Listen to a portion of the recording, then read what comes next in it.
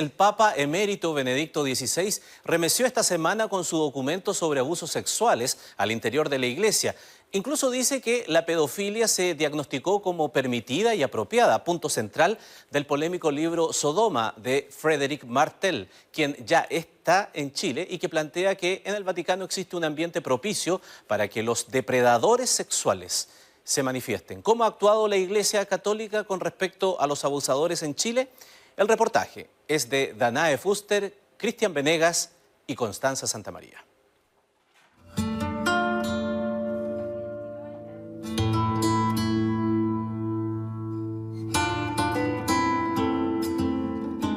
Este es Sodoma, el polémico libro del periodista francés Frédéric Martel, que se acaba de publicar en Chile y que sostiene que el 80% del Vaticano es homosexual.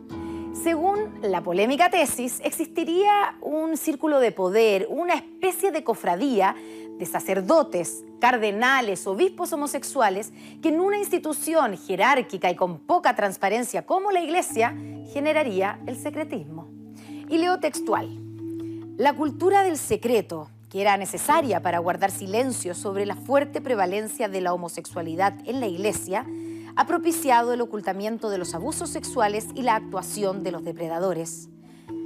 Una tesis que ha sido cuestionada y que obviamente ha desatado la controversia y que nosotros quisimos contrastar con nuestra realidad. ¿Existe Sodoma en la Iglesia chilena?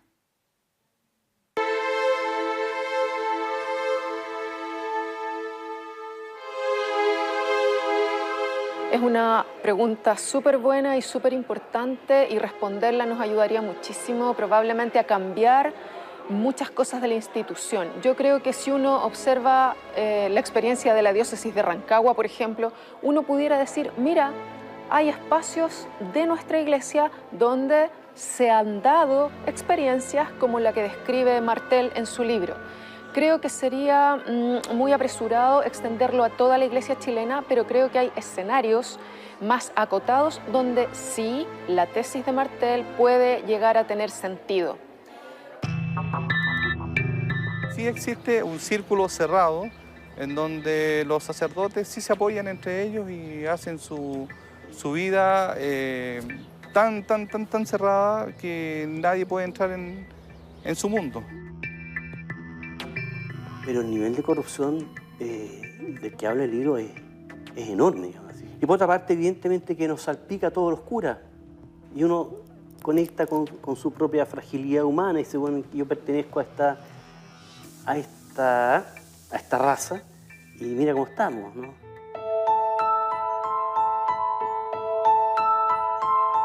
El hermano en la fe era tan malentendido que efectivamente se provocaron y se han provocado, como lo está demostrando hoy día el aparato público, las investigaciones judiciales y también canónicas, que efectivamente dentro del espectro de la Iglesia, este Sodoma cada día se hace más patente.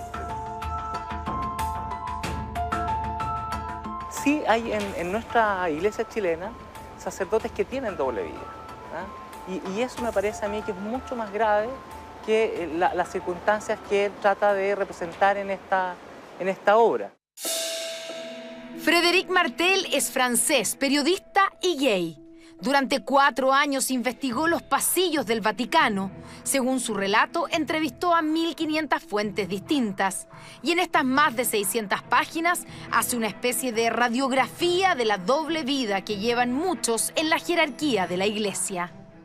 Sodoma, que ya ha sido traducido a 8 idiomas y que se distribuirá en más de 20 países, ha recibido críticas, no solo de sectores conservadores.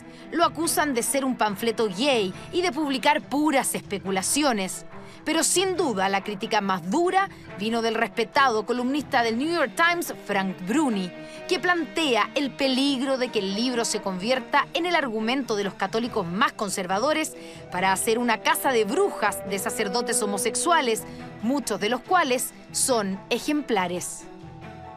Lo cierto es que el libro revela una cultura del secretismo que también ronda la iglesia chilena.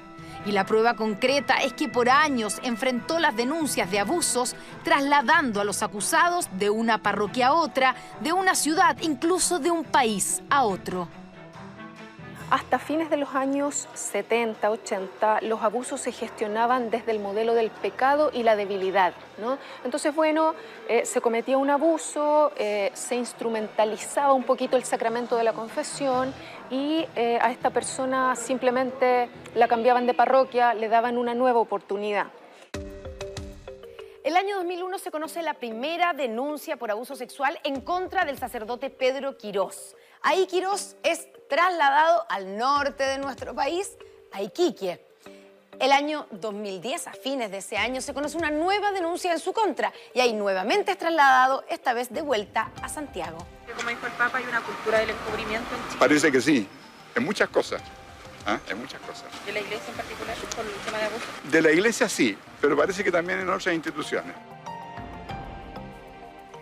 Veamos el caso de Rimsky-Rojas. 1987, Valdivia, es cuando se conoce la primera denuncia de abuso sexual en su contra. Y miren lo que ocurre. Comienzan los múltiples traslados. Valdivia a Iquique, Iquique a África, África de vuelta a nuestro país, a Punta Arenas, después a Valparaíso y finalmente a Puerto Montt. Todos estos traslados tiene Rimsky-Rojas antes de morir en el año 2011. ¿Quién tomaba la decisión de trasladarlo de un lado a otro una vez que se producían estas denuncias de eventuales abusos? Los provinciales de la Congregación Salesiana, que era en su momento. Jorge Laplagne, 2010 es cuando se conoce la primera denuncia en su contra estando en Maipú. Ahí lo trasladan, pero siempre al interior de la misma comuna. Porque el año 2011, un año después de que yo denuncié y que no pasa nada, como una verdadera burla del Arzobispado de Santiago, agarran a Laplagne, lo sacan de la parroquia donde habían ocurrido todos estos abusos y me lo llevan prácticamente al lado de mi casa a Cristo Resucitado, que está a 2 cuadras de mi casa. ¿Tú sabes lo terrible que es que vas a comprar el pan, vas al supermercado y tu abusador pasa en un auto al lado tuyo? En el año 2016 viene un nuevo traslado, esta vez a la vecina comuna de Providencia. Y este caso es impresionante, el de Abel Pérez, hermano marista. La primera denuncia se conocen en el año 2010, pero sobre hechos referidos a los años 70. Y fue en esos años cuando empiezan los múltiples traslados. Veamos, Santiago, Quillota, España, de vuelta a nuestro país a Curicó, después a Rancagua, nuevamente fuera del país a Colombia, después a Tocopilla, vuelve a la capital, nuevamente fuera de Chile a Bolivia, después vuelve a Santiago, Rancagua, vuelve a la capital, después a Lima y nuevamente en Santiago. Y eso no son todos, 15 veces fue trasladado Abel Pérez. El ocultamiento es un elemento que fue un error institucional, un error que nosotros lo estamos enmendando, pero fuertemente, y así espero que lo esté respirando el fiscal, entregando todos los antecedentes ante la justicia. Diego Osa Errázuriz, uno de los discípulos de Fernando Karadima, la primera denuncia en su contra se conoce el año 2011, estando en Santiago. Y ahí empiezan los traslados, siempre al interior de la región metropolitana. Pudahuel, Lo Prado y de Lo Prado a Ñuñoa. Cuando yo denuncio, aparecen 2 víctimas más, un menor de edad y otro adulto, que declaran también en contra del padre Diego Osa. Mauro Ojeda, año 2004 es cuando se conoce la primera denuncia en su contra por acoso, estando él a cargo del santuario Lo Vázquez. Lo trasladan ahí, primero a Viña del Mar y de Viña del Mar a Casablanca. Al guardar silencio sobre los abusos de sacerdotes, de religiosos al interior de la iglesia, es una vez más encubrirlos, una vez más revictimizarnos a todos nosotros. Los casos que hemos revisado sin duda no son todos, pero sí son los más emblemáticos. La política de la Iglesia de trasladar a los sacerdotes denunciados de una parroquia a otra, de una ciudad a otra, ¿es encubrimiento? Podría llegar a serlo, porque acá el sujeto trasladado en estos casos se ve favorecido, sin duda. O sea, es una forma de protección. ¿Por qué se ve favorecido? porque hemos establecido también en la investigación, por ejemplo, de cuando a un sacerdote se le traslada de una diócesis a otra, a la nueva diócesis llega limpio, sin antecedentes. En consecuencia, es una forma bastante fácil de proteger a una persona, si es que se quiere, trasladarlo de una diócesis a otra. Llega como nuevo, con los antecedentes penales, por así decirlo, limpio. Por el eventual delito de encubrimiento de algunos de estos casos y de otros, los cardenales Ricardo Esati y Francisco Javier Errázuriz están siendo investigados por la Fiscalía de Rancagua. Quisimos averiguar qué dice la ley chilena respecto del encubrimiento. Encubrimiento es una forma de participación en un delito, no es un delito independiente, en el que se requiere no haber participado ni como autor ni como cómplice, haber realizado acciones con posterioridad a la ejecución del delito para ocultar a la persona o ocultar en los medios de prueba o lo que se llama el cuerpo del delito, y fundamentalmente tener conocimiento del delito, de los actos que conducen a su comisión y conocimiento claro y positivo. Y ese, que es conocido como el dolo del encubridor, es donde la jurisprudencia es particularmente estricta y donde es muy difícil de probar en casos como este, ¿no? En términos penales es prácticamente imposible que vayan a la cárcel. Primero porque van a tener que probar el delito principal y muchas veces ha pasado una cantidad de años, está la prescripción, están las dificultades probatorias asociadas a la antigüedad del caso. En segundo lugar porque siempre van a poder decir que no estaban encubriendo. Y lo más importante y lo más triste es que ellos, si tú ves sus declaraciones desde hace un par de años, lejos de hablar como pastores o hablar desde el alma, están hablando como posibles imputados y están diciendo frases que probablemente han ensayado varias veces en suntuosas oficinas de abogados, ¿no? Yo nunca supe, tenía fama de santo, lo moví pensando que podía cambiar, yo nunca vi nada, yo no vivía con él, yo perdí contacto. Todas esas frases están configurando una estrategia para arrancar de la mano penal, más que una declaración honesta de lo que está pasando, ¿no? ¿Vale la pena establecer si hay responsabilidad penal al interior de esta organización? Por supuesto, porque puede ser, en ese caso, puede ser, y tal como hay testimonio en la carpeta de investigación, puede ser que esa conducta o ese escenario así formado haya sido lo que posibilitó la comisión de los delitos. A modo de ejemplo de cómo ha actuado históricamente la Iglesia está el caso del sacerdote Luis Muñoz Galleguillos, formalizado en enero de este año por intentos de violación a un menor que ese día cumplía 18 años y a quien la Iglesia le impone estas insólitas sanciones. Prometer por escrito la no repetición de esta conducta sexual abusiva.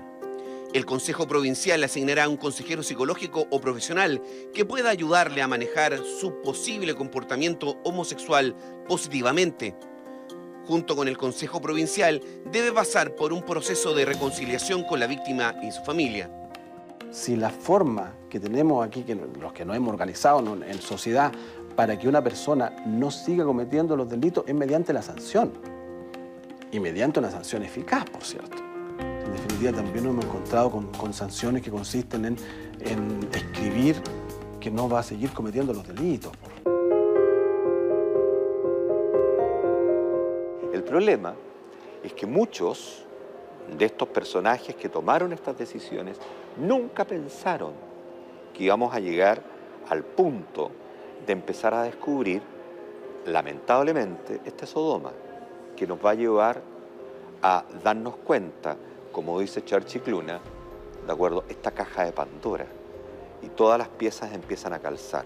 Y me empiezan a calzar las piezas de los obispos, los traslados, me calzan las víctimas, los dolores de las víctimas y también algunos sacerdotes que no tienen nada que ver. En las cláusulas bajo las cuales se construyó el informe Chicluna está la confidencialidad, o sea, a todas las víctimas se les garantizó que esa era una instancia completamente confidencial. Por ende, los detalles, los nombres, no los podemos conocer. Sin embargo, es muy importante la gestión que se haga de la información que ahí se contiene y que en algún momento se nos dé una idea a nosotros como Iglesia chilena de la magnitud del problema.